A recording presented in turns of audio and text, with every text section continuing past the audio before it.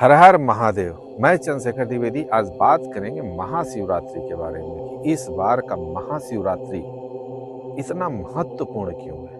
हमें महाशिवरात्रि की पूजा क्यों करनी चाहिए, ये महाशिवरात्रि मनाते क्यों। ये महाशिवरात्रि के दिन माँ पार्वती और भोले बाबा का विवाह हुआ था, इसलिए मनाते हैं। इसके साथ बहुत सारे रीजन है।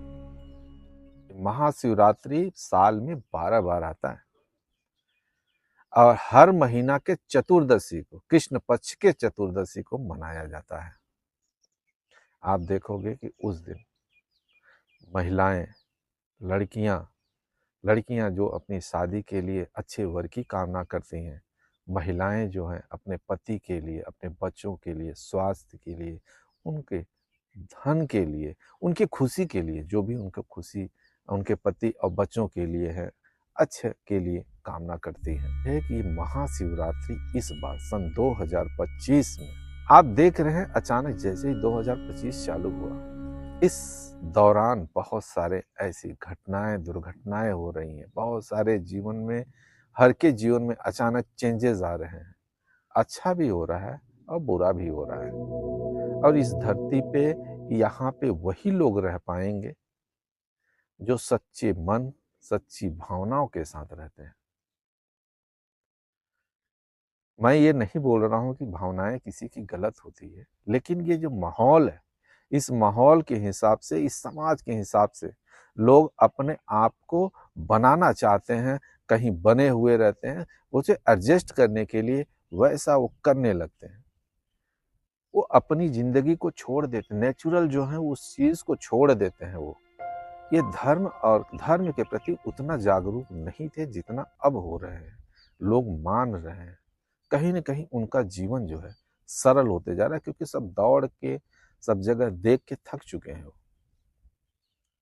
और इस बार इम्पोर्टेंस क्यों है, क्योंकि इस बार आप देखोगे कि धरती के बीच और चांद के बीच एक अलग एनर्जी का प्रवाह होने वाला है।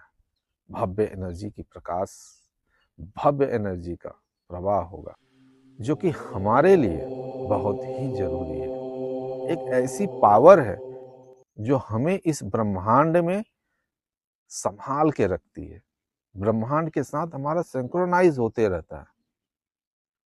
वही सिंक्रोनाइजेशन इस शिवरात्रि के दिन होने वाला है।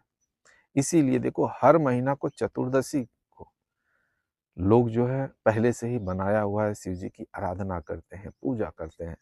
जल का ही अभिषेक क्यों करते हैं? क्योंकि जल जो है वो शांति का प्रतीक है। दूध जो है शांति का प्रतीक है, चंद्रमा का प्रतीक है। और शिव जी उसे अपने सर पे रख के बैठे हुए, सर पे धारण करके बैठे हुए हैं। तो हमें जो है शांति के प्रतीक के लिए, अपने मन को शांत रखने के लिए शिव की आराधना करनी चाहिए।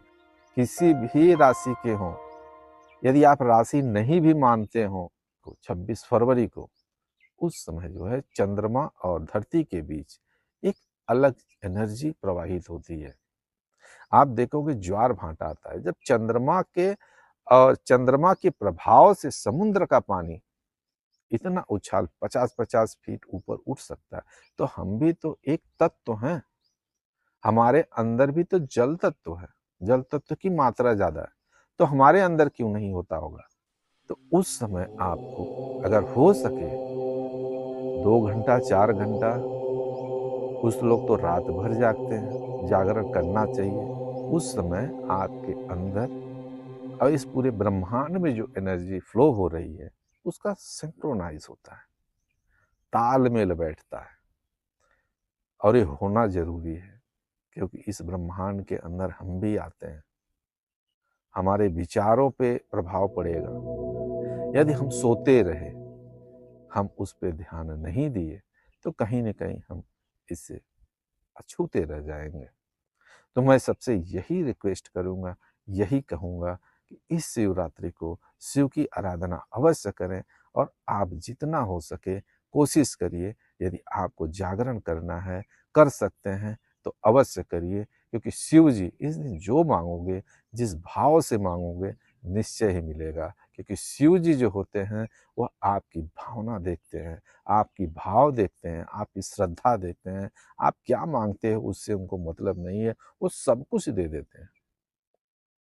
वो जब भस्मासुर दैत्य को सब कुछ दे दिए, भस्मासुर दैत्य को जानते हुए भी कि ये राक्षस है, उसकी प्रवृत्ति राक्षस है, वो यह भी जानते थे कि हमारे ऊपर ही आक्रमण करेगा ये, फिर भी उसकी परवाह नहीं, उसकी भावना को इतना ज्यादा उन्होंने समझा।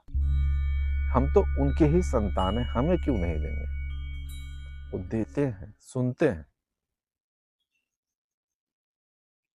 और वो उतना ही देते हैं हमें जितना हम बर्दाश्त कर सके, सहन कर सके।